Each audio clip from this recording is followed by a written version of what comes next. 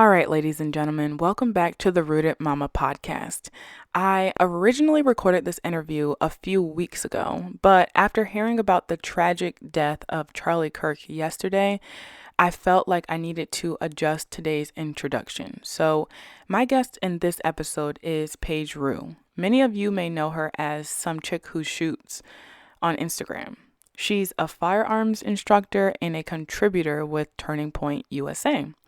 And if y'all don't know, Charlie was the founder and the face of Turning Point USA. His assassination yesterday completely shocked me and the whole world. And on the very same day, news also broke about yet another school shooting. These back to back tragedies have ignited a very complicated and emotional conversation about gun violence in this country. On the one side, there's many people who are mourning the loss of someone who they really admired in Charlie. And on the other side, there's people who are saying they're tired of being empathetic to certain people and not everyone, and they're calling for stricter gun laws. And here's what I want to say. Before we move into this discussion, I've personally attended a Turning Point USA event, and what stood out to me was that Charlie was deeply into his faith and his family. He cared passionately about the future of this country, and he devoted his life to creating space for honest, difficult conversations. And that's why I'm so grateful to Paige for joining me today. As someone who has many left-leaning values and honestly a personal fear of guns, I know that this could have been a challenging discussion, but she was so gracious with me, and I believe that our conversation reflects exactly the kind of dialogue Charlie worked so hard to encourage. So I invite you to listen with an open mind, and I truly hope this conversation gives you space to reflect wherever you stand. Rest in peace to the great Charlie Kirk. All right. Well, Paige, welcome to the Rooted Mama podcast. Thanks for having me. I'm excited. So we were kind of talking off air, and I was saying that my husband was the person who told me to check you out, and I was totally skeptical at first. And then he was like, there's a woman, Some Chick Who Shoots on Instagram. And I'm like, what's her name? Like, what's the tag? He goes, Some Chick Who Shoots. Yeah. And I was like, okay. So I check you out and I'm like, oh my gosh, this is like such a conundrum for me because it's like this beautiful woman. She's wearing like frilly clothes and then she like pulls out a gun from underneath her outfit. And I'm like, what is going on? So I'm so excited to chat with you. I think a good first place to start is maybe just like telling us a little bit about yourself, like your backstory. How'd you come up Yeah. with Some Chick Who Shoots? Ask away. Okay. Gosh, I'm going to try to simplify this the best that I can. So I We was a love a girly. long story. We I love a long know. story. Saddle up, everyone. So I was a girly girl. I basically say I'm a girly girl who grew up in the firearms industry. So my dad was military law enforcement, and um, he has 3 indoor ranges now, but one when I was growing up in Phoenix, Arizona, called Shooter's World. And it was literally like my daycare. Like my parents couldn't afford daycare, and they just sent me and my brother upstairs in one of the offices, and we had like a Nintendo and games. And so I literally grew up just around guns and police officers all the time. And so I was 4, and growing up, like that was just my life. Like I would work weekend gun shows, and I would pass out like range coupons. And on the weekends, my dad would have to teach classes, and my parents were divorced at that time. And so my dad would have us on the weekends and was like, you're coming with. So at 14 years Mm. old, I'm doing these law enforcement classes, and I'm the only girl, and I have like nails done. Like I'm in competitive dance and gymnastics, and I'm out shooting all of these law enforcement officers on the weekends. And that was just my life. And even where the industry is at now, and like concealed carry, which we'll get into of like what my platform is, it was non-existent in the early 2000s, even like 2010. It really Mm. started in about 2015. So I would say I kind of grew with this industry and grew with this like concealed carry aspect of the industry. But I went to school to be a wedding planner. Really? So growing up, like I'm doing all this stuff, right, with my dad. And I was working at the front desk, and just because it's a family owned business, like it's instead of a restaurant, like I worked at a shooting range. Yeah. And I'd work the front desk, and I really wanted to plan events, and I wanted to be a wedding planner for like five diamond resorts. So I was working at Mm. a very one of like the top resorts in Scottsdale, Arizona at the time. I went to ASU for hospitality management with an emphasis on event planning. And at that time, I fast forward, I turned 21, and at 21, you can be NRA certified to be an instructor. So you go Mm. through a certification class, you become an instructor. And I did that because I could teach the women's classes on the weekends. And I knew I could make like triple the money of working the front desk. And I was like, I'm going to do that a couple days a month and like earn some college cash. Yeah. So I did that and loved it while I was going to school. And then I was about 21, 22, and I had a female class, and they said, Paige, we need help with concealed carry. Like, we have no idea how to carry on our bodies. I don't want to wear like jeans and a baggy t-shirt. Like, I can't do this. And I said, well, ladies, I'm going through this also. So why don't I find someone uh, who would be a good role model for you, someone online on YouTube, Instagram, and let me go from there. So I was looking and looking, and I could not find anyone. And I realized at that moment, I was like, I know way more than I think I do. Yeah. And so I was like, oh my gosh, I'm going to do this. So I started Some Chick Who Shoots because I didn't want my name to be searchable for the wedding industry because guns are such a topic, and so I didn't Wow. want someone to search Paige Rue and see like guns, guns, guns and be like, I don't want this girl to be my wedding planner. Yeah. That's why I'm Some Chick Who Shoots. That's amazing. So, yeah, I did that, and I started Some Chick, or I named it because at the time, I was 21. This was in 2019, I believe, if I'm doing math right. And I was just like, I'm a female in a male dominated industry, and I didn't want, when you're showing your body of like concealed carry and outfits, I'm very modest. Like, I'm very particular about what parts of, how I change clothes or what Mm. I show when I'm showing the gun. Like, I'm very particular about how I'm doing that because I do it for the ladies and not the men. Yeah. And so I was very honestly like nervous about doing this and getting online and giving my own advice and uh, presenting myself as a level of an expert without gaining any respect in the industry. And so Mm. that's why I also kind of did Some Chick. Like, I was like, what do I would ask myself, like, how would I introduce myself to someone? And I'm just Some Chick. Like, I'm just a girl who shoots guns. And I kind of did a play on like such a derogatory term of, Mm. kind of not realizing the knowledge that I had, and kind of taking like my fear of how people are going to talk about me, and I turned it into my brand. Yeah. It's been 7 years, and I am honestly going through a rebrand right now because I'm not just Some Chick anymore. So Amen. we're going through that, but yeah, like COVID hit, college went weird, and Turning Point USA picked me up, and now I'm like a leader in this industry. Wow, that's amazing. So like you found so this is so you I've interviewed another woman who was doing like maternity clothes, and she started, some time ago at this point, but at the time she was looking for maternity clothing and specifically for breastfeeding, and she couldn't find anything. Like, she was in a Target, she was in this, and she was like, there's nothing. And she had this Mhm. moment where she's like, wait, I went to school for fashion design, I can make clothes for mothers. Like, this is what I need to do. So like it's the same concept. So like you found a hole and you're like looking Mhm. for this support, and then you realize I have it within me. Like, I can do this, Yeah, but like how am I going to do this?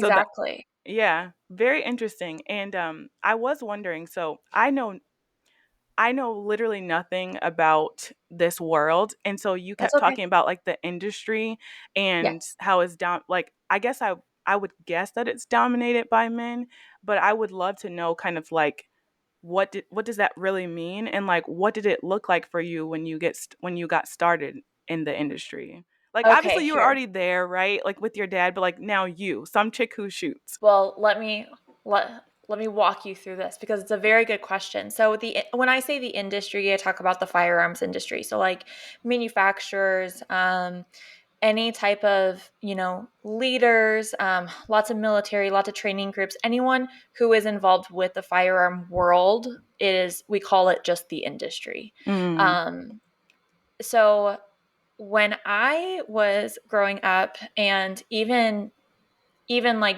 working at the range, there's a lot of concern even for women or new shooters to go to a gun store, because it's like, I don't belong there. What you're going to find behind the gun counter is an old white dude who like looks like all tactical, which means that he's in like these like khaki pants, and he's got a massive gun on his hip, and it's really intimidating, and he's got like this white beard, and he's just like raw, right? Yeah. That is the industry. That's what people think. And so what I my Literally. goal, literally, when I am a very stubborn individual, and I love kind of like swimming in the opposite direction of what other people are doing. And so even growing up, I would be at these classes, or I would even see other women, and I would look at those other women, and they're older than me, but they're police officers or whatever, and I'm like, they wear the same stuff as guys. I was like, I want to be like them, but I don't want to wear the crap that Hmm. they do. And why do they dress in the same section as all the guys? I was like, I want to dress cute. And so I started kind of just doing it. I would say I think I am the first like female account to do concealed carry fashion outfits, of like get ready with me videos Mm. specifically, when those started taking off. But in 2020, it was male dominated, meaning that really there weren't a lot of women who actively went and purchased and practiced with firearms, unless they had a military law enforcement background or they grew up with hunting. But otherwise, women who owned firearms were mostly purchased by their husbands. And so there's kind of a running joke of like, the husband will always pick the smallest or the like girliest colored gun.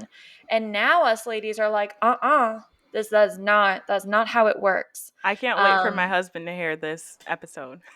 oh yeah, he better call me if he's buying you a gun. I'll help you out. That's kind of how the industry was. The firearms industry is archaic, but it's also very, it's like very new still. Like we're constantly changing the industry and adapting. And I have a brand manager, and she's like, your industry, the industry that you are in is so in its own little world. Like you don't Mm. fit into anyone else's trends or how you guys work together. You all just like literally are on your own little planet. And so in 2020, women increased. There was, gosh, I'm going to butcher this, but I believe there were 29, 29, 29 or 39. I believe it's 39, 39.2 or something like that million first time gun owners, Wow. meaning that they had never purchased a gun before, first time gun owners. Mm. And a lot of those being women and African American and also Asian American. Mm. And so a lot of minorities are coming in now and purchasing firearms. Well, now the demographic of the industry has changed. And what I have noticed, and when this is when really like some chick who shoots really took off, was in 2020. My job, I felt, was like, we need to change this industry to represent the new demographic. And Yeah. so that's where women are really increasing. I want more female gun influencers to come in, more female trainers to come in, because there's a need.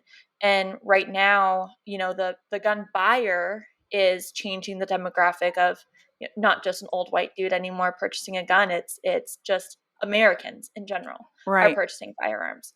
And we as an industry, like I feel like my next job is to help the industry, the businesses work to reflect and cater to the new demographic. Yeah. This is a great segue because as a woman and a Black woman, right? Like this is I'm interested, I'm curious, but I'm Yeah. still not there yet. And I actually polled the listeners, not telling them who I was interviewing, but like kind of the general industry. Now I know the word. Yeah. Of who I would be talking to. And I asked like very basic questions like, how likely are you to purchase a firearm? Like, and how likely are you to carry it on your body or in your home, like keep it in your home? And these are majority mothers. Some of them are not, but they're all women. And 100% of them said absolutely not. One of them was willing to like talk about it, but the rest of them weren't even willing to talk about it. So I know that there's a fear. That was the number one reason. There's just a fear of guns. There's people who Absolutely. want to, there's women who want to protect their home and protect their children, but the fear of guns is just the thing. Like Mhm. there's a wall. And so how do you make sense of that? Like do you know why there's such a fear, and like what have you experienced? So, gosh, there's a couple different reasons for this. One is media in general. Two is going to be just your upbringing or where you're from. Like you were saying, you're from, where'd you say? Connecticut, the Connecticut. Northeast. I want to say Cincinnati for some reason. I don't know why. Connecticut. I'll take it. They're You're, all yeah, middle of right. mostly nowhere. Yeah, right. But if you are not exposed to firearms, or your upbringing was that there is a level of fear, or maybe where your upbringing was, there was a lot, maybe it was an unsafe neighborhood, or you grew up in an area where you're like, I didn't never grew up with a gun, so why do I need one now? But then also that fear of this thing, and a lot of what the media says, there are evil events happening, and that is for sure, and that is an issue. And if you're on my Instagram, I've talked about that issue, and I feel like for me, I'm very middle ground where i have a lot of I have a lot of left leaning clients, and so I'm definitely very middle of the ground, or where I want to hear what their concerns are, and I want to just chat with them about it. So I love being that source for Paige. I don't understand this, or I don't agree with this. Can you walk me through it? And I'm like, yes, it is not my job to tell you you need to buy a gun, but it is my job to make you feel comfortable if you want to come to me. So, what the media does not cover is that it's 250,000 to 6.5 million. We'll have to like go back and fact check because Okay. I'm running off of one cup of coffee right now, but I'm going off of my photographic memory. So I believe it's something like that, but it's up to 2.5 million lives are saved every year due to a firearm used in defensive purposes. And the reason why there's Wow. a range is because there's no way of quantifying that other than a firearm was exposed in a defensive way, and where fatalities can be measured by obviously a number, a Right. fatality. And Right. so there's a range, but media doesn't show that. And so I really love to try to share um, as many defensive events as possible, because all you hear about are the ways firearms were used to by an evil individual. Right. And so that's also, if you're only getting one side of it and you don't realize the mass majority of lives that are being saved with a firearm, then of course you're going to go to, okay, well, all I hear are the bad stuff. I never hear the good stuff. And that's another thing that I feel like the industry does not do a good job at, of exposing and sharing the positivity that a firearm does bring. So that's where the fear comes from, and that's not anyone's fault. I would say it's the firearms industry fault, a little bit of the media, but like you as a person, I don't think that's your fault for having a fear for the gun. What I have personally experienced as an instructor is I work with a lot of women who have dealt with trauma. So, for instance, I have a friend, and her husband is a professional hunter. So he takes people out, they go hunting, he guides them, like whole thing, right? She grew up in a very bad neighborhood, very bad upbringing, and doesn't want to even look at a gun. But she Yeah. lives with a professional hunter. And so she came to me, and first the husband reached out to me, and finally she did, and she was like, "Hey, I I want to do this. I don't know what it looks like. I don't want to carry one. I have no interest in any of that. I just know that if a gun is in the house, I need to know how to like carry it from wherever Yeah, it's at to the safe." Like that's all she wanted to do. this sounds a lot like me. Yeah. And I said, "Great." So I've actually formed my curriculum to be the first step besides firearm safety. The first thing that you learn in any of my classes or private lessons is just how to understand if a gun is empty or loaded. Like what does that look like, and Hmm. how do you safely check it, you know? Yeah.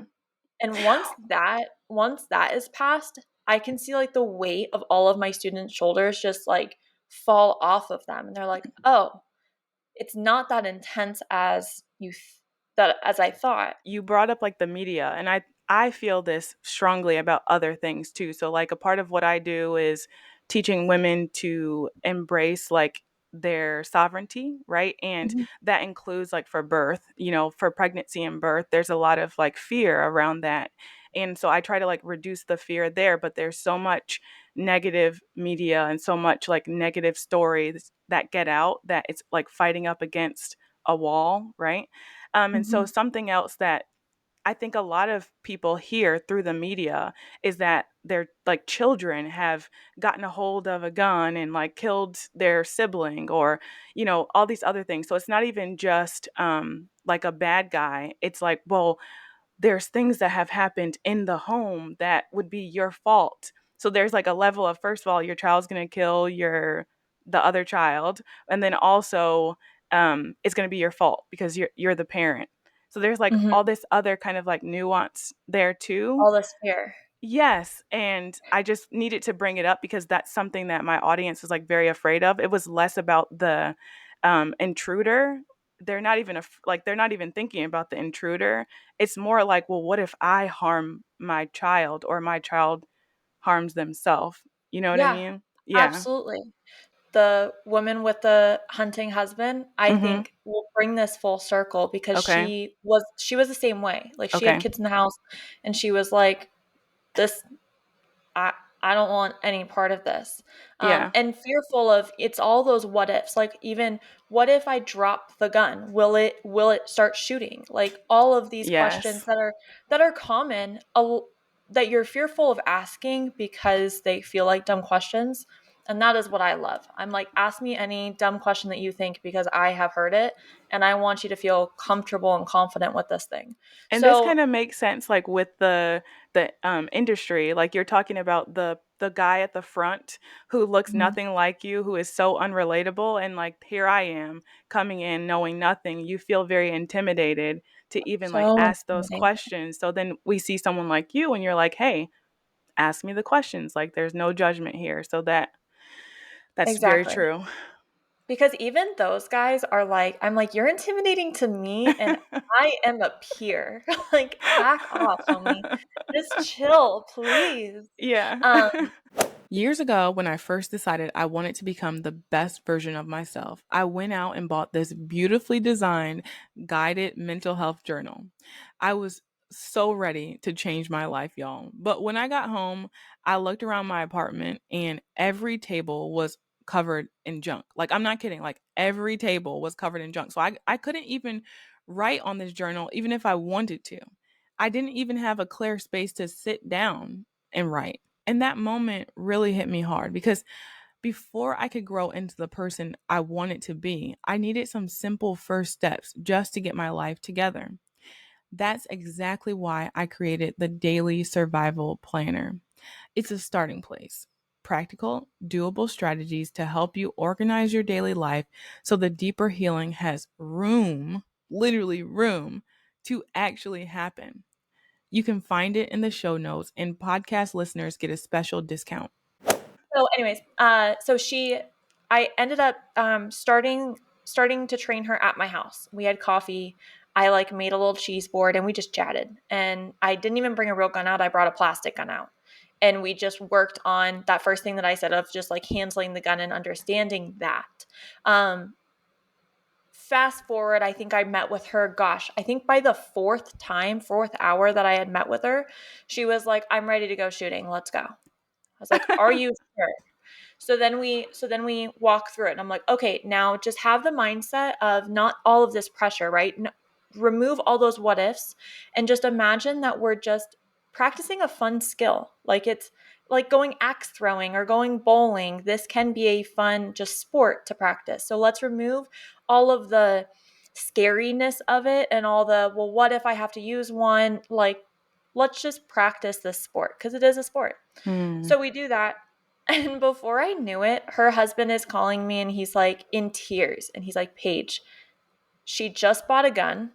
She bought the one that you wanted to, that you had her shoot. She wants to start carrying. Like, I've never seen so much confidence glow from her. Mm. And it was because she removed that fear, got over that fear. It's like similar to jumping out of an airplane. Yeah. Um, and I see so many clients who are like, I understand it now. That fear is now gone. I've gotten over that fear without the pressure of having to do anything after it. Like, that is what my job is. I'm like, I'll get you over the fear and then you tell me what you want to do after the fact. Like, Mm. I'm not here to be like, this is going to be the worst day of your life and you have to do this and you have to have a gun in your house. Like, oh my gosh, I would shut Yeah. down too. Yeah, And because you're just so, replacing one fear with another fear, and that yes. doesn't work. And I'm like, let's just take one step at it. Like, let's just get over the fear of the object and then let's go from there.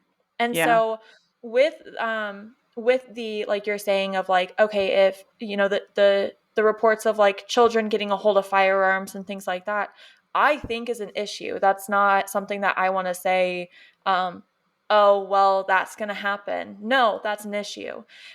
It's a training issue and it's a moral issue.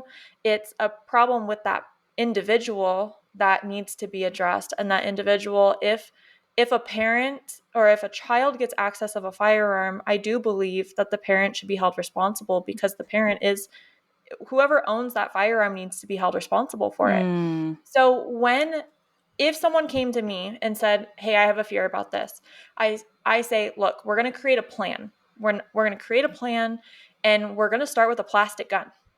And Okay. you practice that plan in your home with a plastic gun and see what happens. Okay.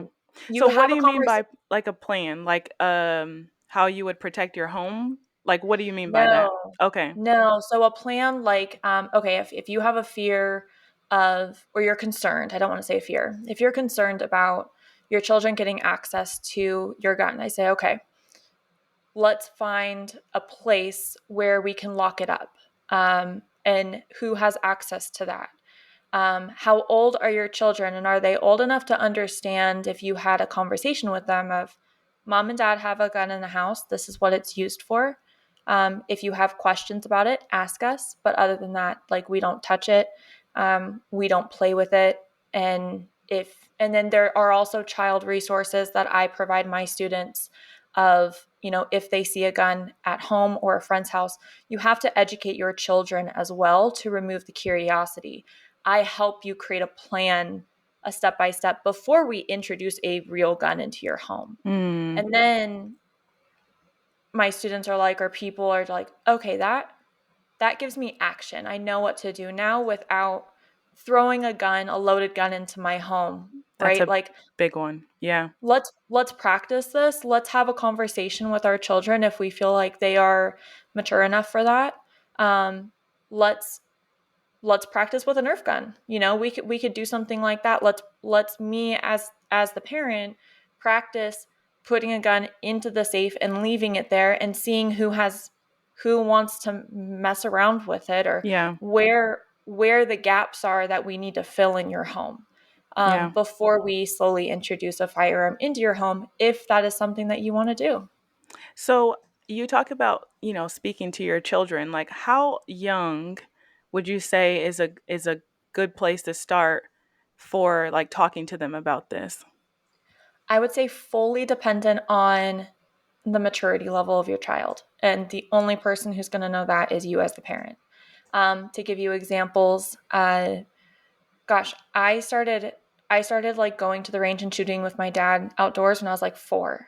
I'm not just Mm. handed a gun and he's like, go ahead. But I got to be exposed to it at a young age. And the curiosity just left because I was like, I'm around them and I can see someone safely handling it. And so I I don't I don't need to be sneaky with it. Yeah. If you think about, if you tell your kids don't go into that drawer, what are they going to do? They're Yeah. going to go into that drawer. Right. And There's that so mystery there. exactly. So what I highly, highly, highly recommend is teaching your children, um, and just having a conversation of like, hey, mom and dad are going to have a gun in the home, or mom's going to have a gun in the home. It's going to be locked up. And if you have questions, please ask me. If you want to, um, if whatever, if they have any questions of some sort, make sure that they are comfortable with asking you those questions. And if you don't know the answer, just tell them, I don't know the answer to that, but I will get it for you. But if it's this like, I don't know, we just don't touch it, don't do it, like don't look at it. Well, now you're creating curiosity in that child and they're going to want to be mysterious, not around you. And so, to give you an example, we have my stepson is 7 now, but he started, gosh, I think around 5. He's around guns all the time because of, our both my husband and I are in the firearms industry. Yeah. Um, but we always had guns around and we always practiced firearm safety in the home. And we just, when like, when we're around, we kind of just teach him at the same time of like, hey, do we touch this? No. Okay. If you have questions, who do you ask? Paige and dad. Okay, great. Sometimes we would be like cleaning or handling a gun in the house, and he'd be like, can I watch? And we then say, yes, but here, sit here. We're not going to touch it. We don't play around with anything, but feel free to ask questions. Yeah. And then it's just more of a positive experience. That also is going to, um, that's also going to depend on, you as the parent and your comfort level with the gun. And we got to Right. make sure that you're comfortable with it before we start doing this. Yeah. But Like it doesn't make sense to bring something in that you're afraid of. correct, because And your child will know that you're afraid of it. exactly. So there's not just like the curiosity, there's also like mom seems really uncomfortable with this thing too. Hmm. And Yeah. we sometimes don't give them enough credit. Like they are so intuitive, and Hmm. sometimes it's less about that flat out like, oh, I want to do something naughty, but it's like they care about their parents. Like sometimes they want to protect them, sometimes they want to like fix if they seem upset. So there's like all these other nuances too when they see like this thing is like scary to mama, like, what is it? I want to know why she's afraid of it, and start Yeah. that curiosity there too. And it starts with you as a parent with anything, right? Like, Right. and same thing with the firearm. Don't touch the stove, don't touch the chainsaw in the garage, things like that, right? Like it's just like, hey, it, adults only touch this, but if you have questions of how they work, anything like that, we can talk about it. So Right. we And didn't allow. you know what this makes me think of? Because the chainsaw sparked it for me. There's so many things that are dangerous in a home that are not Yeah. guns. So like we have all of these cleaning products, for example, that are like within child reach. And there's like poison control that you can call. And like there's all these systems in place where like um they know children are going to be exposed to something that's unsafe, and they're like, let's make it make sense, like let's put parameters in place. Like we don't take, like I use borax to clean my clothes, right? If a Mhm. child eats borax, they're going to be sick, like really, Mhm. it could be dangerous. We keep it within reach of a child, but we just lock it. We just lock it. We make sure that it's never unlocked. So it made me think of it differently. Like, yes, you just have to be a parent. You have to make Yeah. safety decisions as a parent, because there are many dangerous things that your child encounters every single day. And there are children who, it's so sad to say, but there are children who get hurt, get injured, um, even fatal accidents from random objects in the home. You just don't hear about it as much because firearms are a main political focus right now. and over the past few years. And so that's another thing that's really frustrating. It's understandable, but it is frustrating. There's someone who was arrested in March in my area of where I live, and I think he was a 19-year-old, and his little brother shot himself in the hand. And it was because the stupid 19-year-old left his gun on the bed, didn't see the sibling pick it up. That is stupid. Yeah. I like that is what is so frustrating to me of like, okay, we need to make sure that we're educating people. But to the same facet, there are people leaving cleaning products and dangerous items around children all the time that, mirrors are crashing down on children and children Right. are dying that way. You just don't hear about it as much because the firearm is a is an enemy right now, and Right. it is what it is. Yeah. So there's two things that I thought about, but the first one is you brought up the media and again the media, and this is something that is a concern of mine. Like, why is it that they want us to be gun free? Like, is there some sort of agenda, or like, do you know the answer to that? Because I do feel like there is a push, like get the guns, get the guns, get the guns. Like, what is the issue? Is it really like people harming themselves? Because there are, like, I think my father died of alcoholism, right? So like I Mhm. could be shouting from the rooftop saying no more alcohol, no more alcohol, and like no one would care, right? Yeah. And there's so many other things that people do to harm themselves that they're not trying to get rid of. So why specifically the guns? So I would say it's from my own personal opinion, and then also just the experience that I've had. It would be money and control.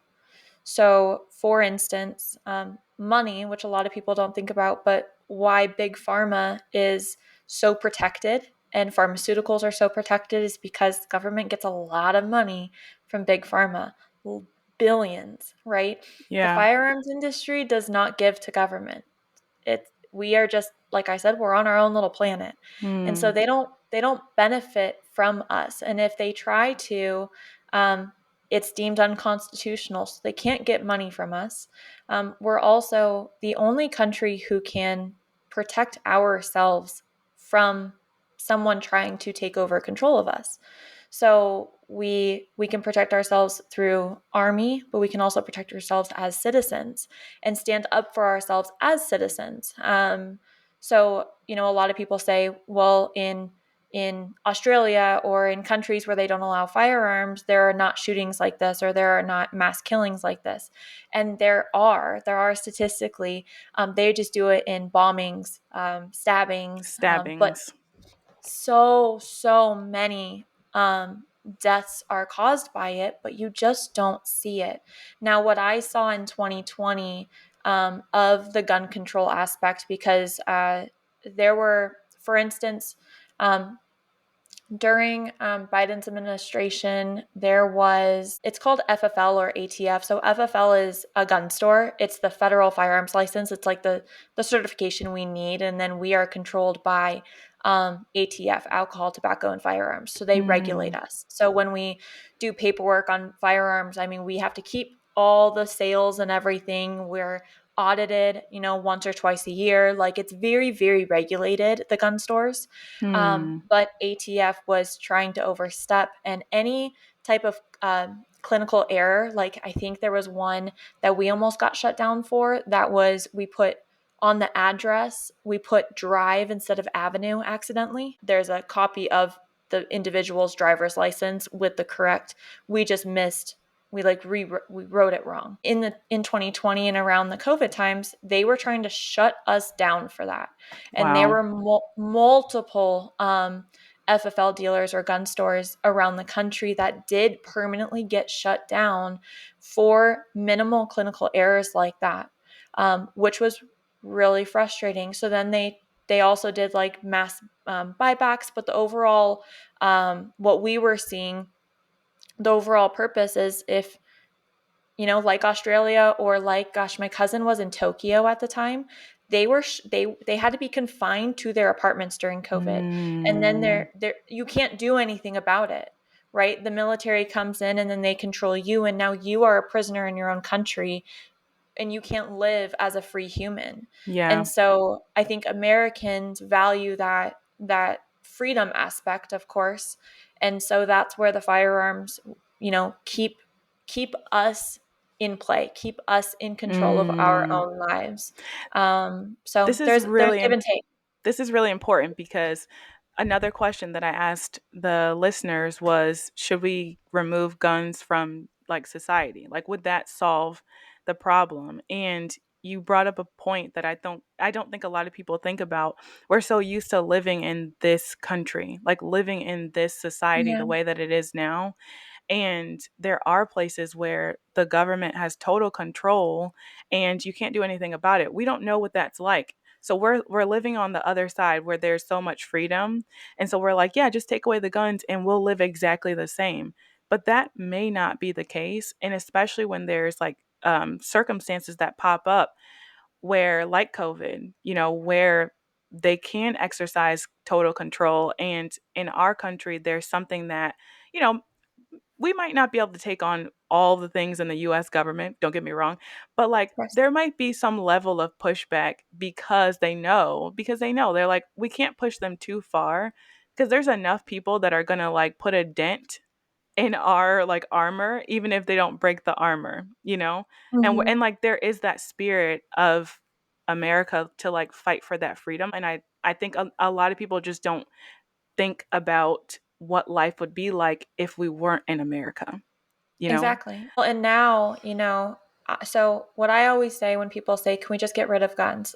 And I say, "Let's talk about that." There are over 400 million guns in the country owned by citizens. How do we do that? There's truly no possible way that we can do that. So what else can we do? But if we did get rid of guns, the attachment of evil, the term evil, is being put on the firearm. So if we get rid of the gun, I firmly believe that will not get rid of the evil of these individuals who are causing harm in our country. And right now, I believe that there is a major mental health crisis. It is Mental Health Awareness Week right now for the firearms industry. So um, they're trying to really advocate for that as well, and different resources uh, for that, for mental health, suicide prevention, everything like that. So that is something that they're finally stepping into. But removing the firearm won't remove the evil. And so if someone does decide to cause a level of evil, whether that's a mass killing or even just harm on another individual, domestic violence, anything like that, they're going to find a way, whether that's with another type of weapon, whether the weapon is their fists. The evil needs to be addressed before the firearm. When I look at, gosh, we've had guns in the country since the 1700s, even before that. And I'm like, what has changed? Because growing up and generations before, this wasn't an issue. And so what has changed? What variable has changed to now make this an issue? Why are so many people in harm's way, dying? What is that? Because the guns have been here. Yeah. So it's not like the guns haven't changed. They work exactly the same way. They come in different colors, which is fun now. But other than that, what has changed? And it is the person. And so I think as the industry, as the firearm industry, like we are doing whatever we can to. I think the conversation is now starting. Has started for about 5 years of like talking about mental health, talking about um, how to get control over firearms, or who's getting access to firearms without infringing on law-abiding citizens like yourself and myself. How do we do that? And having those conversations. But also, like, how do we address that there is just evil in this country right now? Yeah. And that is the main issue that people and the government do not want to talk about because it's money. Yeah. It's, a lot of it is money and politics, and it's just nasty. It makes it easier to say, let's just get rid of Totally. like get rid of something, get rid of this Mhm. thing versus like working on a very complex issue that um like you said, someone benefits from. There's someone who benefits from a massive mental health crisis, whether they want to Mhm. admit it or not. I think they actually do admit it openly at this point that they Yeah. benefit from it. But okay, so you kind of talked about the first steps of like working on a woman's well, I say woman because most of the women rooted mama, but working on kind of like her psychological, like getting over the fear and everything like Yep. that. So, and then we even talked about some of the safety. So, like talking about it with your children and coming up with a Mhm. plan where to keep it. So, that's all really good. So, next step is like this woman is on board. She wants to, you know, carry, she wants her own firearm. Like, what do we do next? You take a class. So whether that's you do that, but then find a trainer who you feel comfortable with, and it might take one or two, but find someone who you're comfortable with and then go with their recommendation. So if you're ready to buy a gun, it's like driving a car. Try it before you buy it. You can take recommendations from spouses and friends and write those recommendations down, but go try it. And take a girlfriend and go try different firearms at the range, whether that's I do it in private lessons with my students so that they can try them with me present. But you can also go to ranges who have rental firearms and you can try it before you go out and purchase it. Know that when you do buy, uh, it's not just, it's like a car, right? You've got like all the extra fees that are going down. So all the Yeah. extra things you have to buy. So when you purchase the firearm, make sure you budget yourself and then make sure you're getting a holster or ammo, other training. We always say definitely um, invest in training and then go from there. Don't overwhelm yourself, like just one step at a time. But I would say, even before you introduce your children, like focus on you. Focus on maybe you're like, hey, a gun is not going to be in my home. Cool. But you just got to figure it out. Go Yeah. go train, go practice, or go just take a safety class that has no shooting in it and ask questions. You can more than welcome to reach out to me. I answer, I think, a majority of my DMs. I try my very best to answer all DMs. It's like a full-time job, but I do it. If you have any questions like that, like please feel free to reach out to me. I'll set up a call with you. I do virtual lessons also, but start there. Do you have to have a license in order to like practice, like going to a range to shoot? Like, do you have to have a license first or a It permit? depends. No, but owning one and purchasing one and carrying one is going to be dependent on your state. So, what I would recommend, I work with, it's called USCCA, the United States Concealed Carry Association, but they are like my absolute favorite for education. They also provide concealed carry insurance and stuff, but I just do the educational side. So, what I love is that they keep their education updated at all times and they let you know when they have updated their blogs or information. So if you don't know the laws of your state, what I would recommend is you type in USCCA reciprocity map and then click on it. It'll pop up this fun map and it's all color coded. And you just click on this, your state, and you scroll down. It simplifies all gun laws for you. Like, Okay. can I have this? No, yes. That's it. And it also links resources or their sources so that you know where they're getting this information from. Hmm. Start there because they have, and you'll just go down the rabbit hole. It's fantastic. Yeah, when I saw like so my husband is the one who's like really into this stuff, and what I noticed was that there are a lot of laws depending on which state you're in. So we were in Texas, which is kind of like you walk outside and a gun falls from the clouds when it's raining, and then you go to Connecticut and there's very strict laws and lots of steps that you have to take, and it takes a long time. The process is very long. I went through like the training and everything because they that's required. Like you have to go through the training. But I did Yeah. wonder because I didn't do the practice. I just went to a training. Like I never went to a range and just shot around. So I was curious, like, can you just do that first? Or do you have to get the Yeah. permit before you do that? So it just Nope. depends. You can just, yeah. So if you just decide, like, I'm going to go shoot a gun today, You can go to now. I feel like Chicago and New Jersey and Hawaii are the toughest. But you can call, like, just search gun stores or indoor ranges and call and just ask, what they need. But I mean, for most states, they'll just ask you for a driver's license or identification to make sure that you're of age, and then let them know that you're brand new, and they should walk you through how to hold it correctly, like a very brief run through of how to use it. And then you can go try it. We actually have a lot of people from like Australia, China will come and visit our ranges as like an experience because they've never seen one before. Yeah. And so that's like a tourist stop as well. But it is, yeah, you can do that. Okay. Thank you very much. So I do have one other question. So there's a woman who literally is like, no, like this isn't happening. Mhm. What Yeah. are some other ways that she can defend herself, or like do you have any resources for like alternatives for the time Yes. being? Absolutely. And I'll send you, we get off, I'll send you a couple links. That way you can share it with your followers as well.